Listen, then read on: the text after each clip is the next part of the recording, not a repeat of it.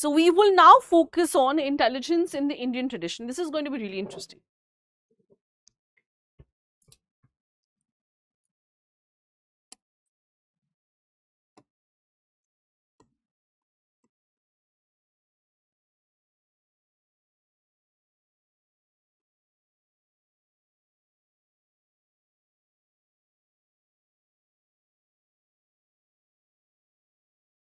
All right.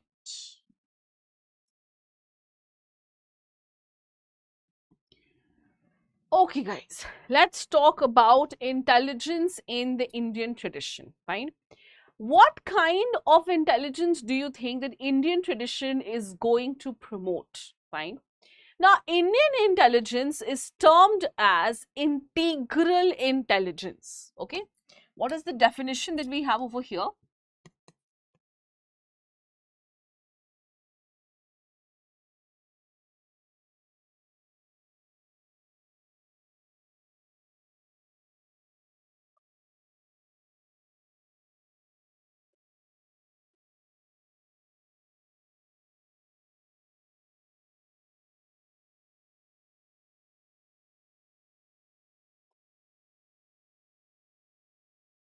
Why is it called integral intelligence? Integral means what? Integral means something which is very important part of you, right? Because it gives emphasis on connectivity with the social and world environment. Okay? So, emphasis on what?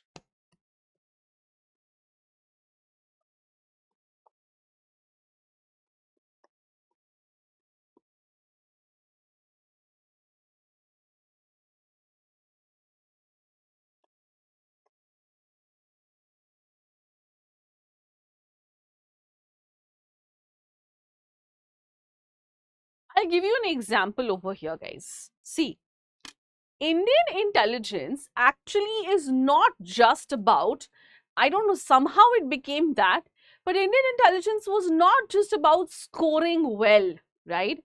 It wasn't just about coming first or clearing IITs or JEs or, just, getting admissions in very good universities. No, Indian intelligence was much more than that. Indian intelligence was this holistic perspective where you were equally connected to your social and your world environment. All right.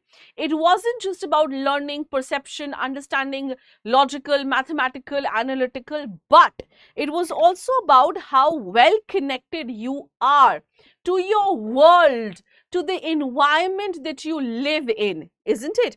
So I don't know how many of you have seen this, but do you know that we've already, like even before we have environmental science developing as a subject, we've already had conservation practices which was being followed in India, that too by our dadis and nanis. Nowadays, I'm sure you'd have seen this reel that if you break a glass, right, you have to collect it, all right, then cover it with cloth, then again wrap it again, and then cover it with cloth again before throwing it off. Why? Because animals can get harmed. And this is something I have seen my dadis and nanis doing way back, right?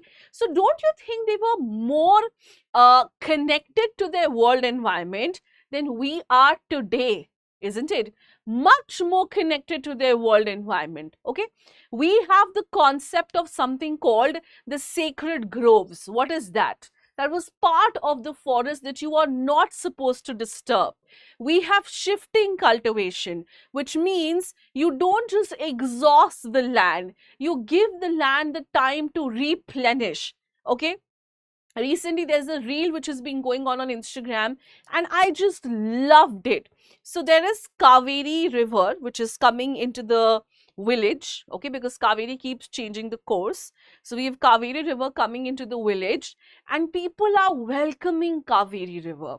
They're lighting diyas and they're welcoming, they are bending down, they're folding their hands in front of the river. Why? Because that is the river which is going to help in cultivation. That is the river which is going to fill up our stomach. That is the river which is going to contribute to your physical, mental, all sorts of development, right? So again, let's take an example of agriculture. isn't it? Why do you think, like, we nowadays we say that cow is sacred to Hindus or cow is sacred to us? Why is cow sacred to us? What is the reason? Why are there other animals not sacred to us? Because understand the importance of cows in agriculture. They are not just giving you manure, they are also, helping you in plowing the field. They're giving you all sorts of milk and milk products. So anything which is there for your survival or anything which enhances your survival, don't you think that is something which is ought to be respected, right? We have Vishwakarma Puja, where machines are respected. Machines are also venerated. Why? Machines Bhagwan nahi hai, they're not God for us. It's just that they're making our lives easier. So it's just a way of saying thank you to them. It's just a way of showing respect to them. So imagine this Indian intelligence, how well connected are we to each and everything in our environment. Our festivals are a celebration of things which happen in the environment. We celebrate monsoon. Why? Because it's important for agriculture. We celebrate harvest. Why? Because that's what we are. We are an agricultural community, isn't it? So Indian intelligence was not just about becoming CEOs and becoming, like Teslas and all. No, it was much more than that. It was connectivity with the social and the world environment. All right? Chalo. Okay. So here in Indian intelligence, uh, attention is paid to both cognitive and non-cognitive functions. ठीक है? So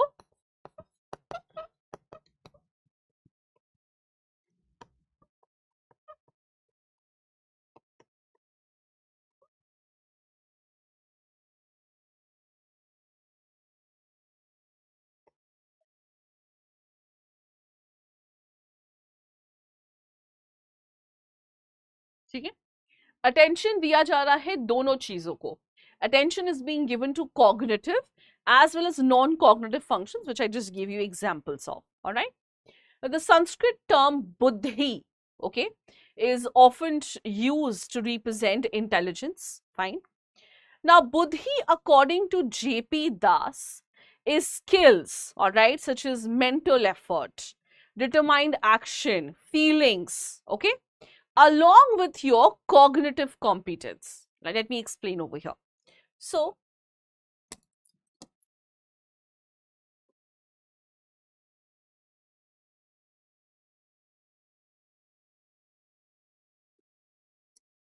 Buddhi is what? Buddhi is supposed to represent intelligence.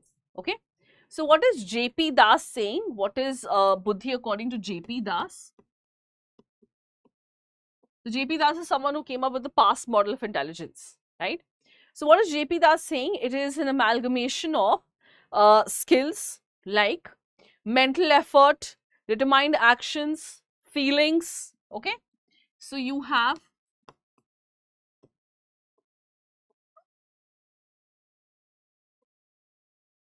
actions, feelings, plus, ठीक है? So apart from cognitive, apart from non-cognitive, you also have cognitive functions like knowledge, discrimination, understanding, ठीक है?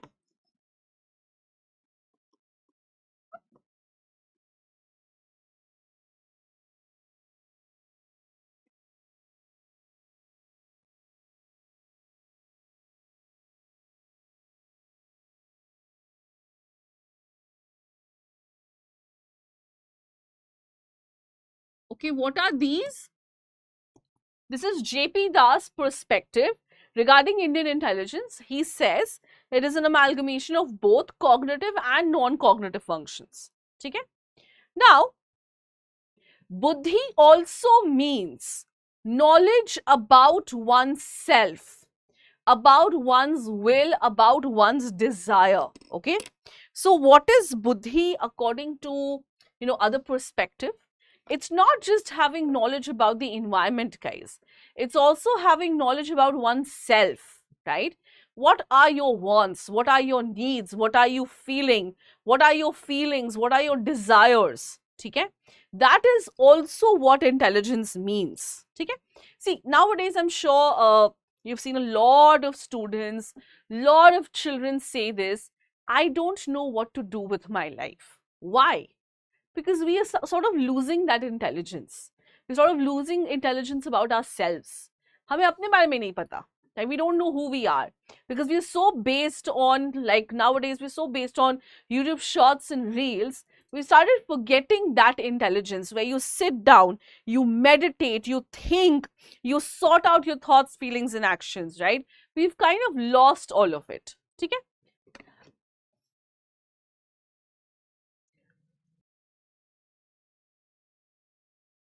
अरे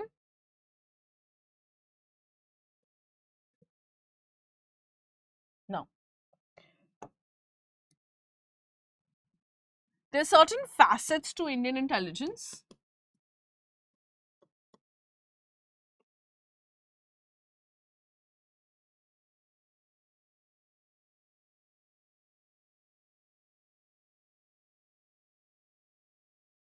What are the facets to Indian intelligence?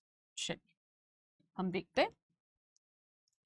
The first one is your cognitive capacity, which includes understanding, discrimination, problem solving. Fine. So, Indian intelligence will have cognitive capacity as well. Okay. Now, you should remember, please, guys, remember what is there in cognitive capacity, because you can be asked questions on it. Fine. Remember the word, remember what are the cognitive capacity that we are talking about. Fine. So, it has sensitivity, understanding, discrimination, problem solving.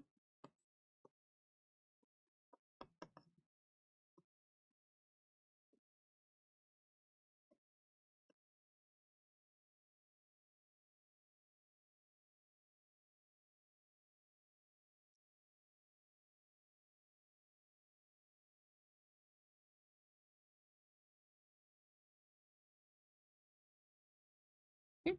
This will come under what? This will come under your cognitive capacity. Okay. After this, we have social competence.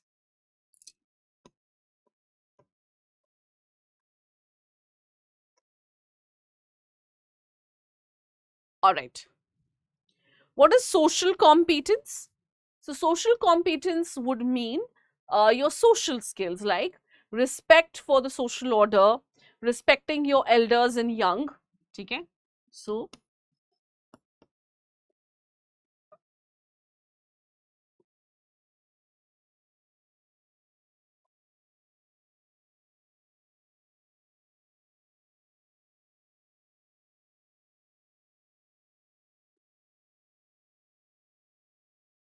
okay, respecting young and old, having concern for the needy.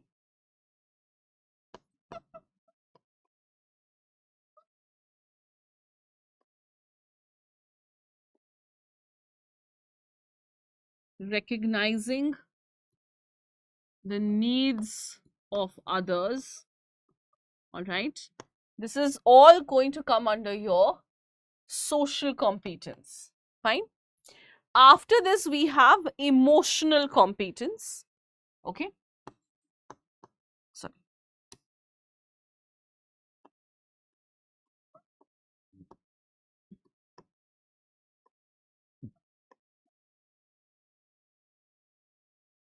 What is emotional competence?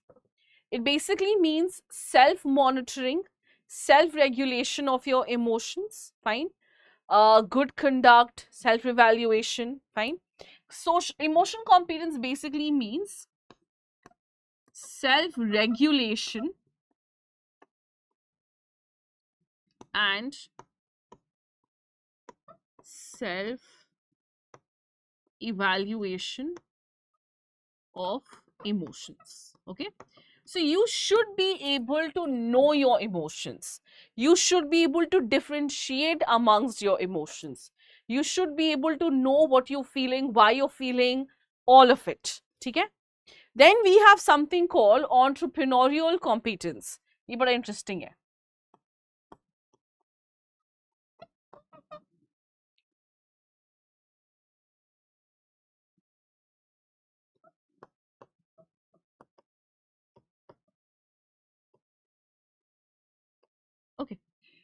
what is entrepreneurial competence, which basically means commitment, persistence, patience, goal direction.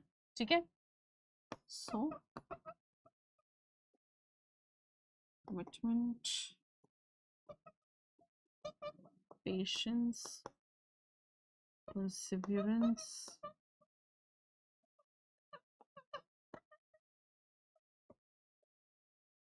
goal directed behavior. God, this pen is giving me all the chalk peels. Okay, let me explain this. So, guys, if you have, I'm sure you know this, if you know the fact that India is the largest country, and India has the largest number of startups, right? What is startup? Startup is something where you change the game, right? Like I discussed Ola and Uber with you, isn't it? They changed the game. I discussed Swiggy with you. I discussed Zepto and Blinkit with you. What have they done? They have changed the game, isn't it? India has a lot of entrepreneurial skills. There's this term which is used in India, which is called jugaad, right? We are very good with it. We are very good with it. See, guys, we don't have the developments, or sometimes, we don't have those what do you call it, privileges available to us, isn't it? So when we don't have those privileges available to us, we know how to make things work with whatever we have available, isn't it? Whatever we have available, that is what is known as your jugaad, and Indians are great at it, isn't it? So that also gives us a lot of entrepreneurial skills, where we are actually able to do something, where we actually able to change the game. So we have so many startups in India which have changed the game, which have literally done something wonderful for the public, and they have changed the game in the business sector, right? So that is your entrepreneur skills. Okay. अब exam की तैयारी को और बेहतर करने के लिए हमारे चैनल को लाइक, शेयर और सब्सक्राइब करना ना भूलें।